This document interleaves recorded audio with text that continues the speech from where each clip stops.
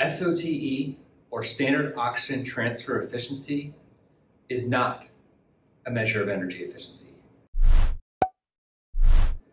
I get very frustrated by this sometimes because it tends to be a misconception where people say, well, this system has an SOTE of X, which on a relative scale seems to be high, therefore it's energy efficient.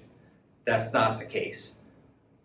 Standard oxygen transfer efficiency is simply a measure of the amount of air going into the water, how much that air transfers oxygen to water on a percentage basis. It says nothing about energy other than the fact that yes, if you have a very high SOTE, you need less air. But what drives the motor horsepower is not necessarily the amount of air. It's a big factor, but it's maybe only 50% of the factor. The second component is the back pressure it requires to push that air through the diffuser itself. So if you have a very high back pressure but need very low amount of air, your horsepower still could be relatively high and could be a relatively inefficient system.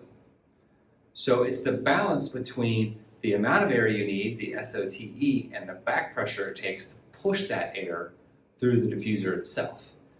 A better measure to use is what's called standard aeration efficiency, the output of which is the pounds of oxygen per horsepower hour that the diffuser can put out. And that is combining the SOTE and the actual horsepower requirements in order to get that oxygen into the water. So just word to the wise for anybody who is really trying to draw your attention and focus on SOTE. That in and of itself is not a measure of energy efficiency. Just keep that in mind.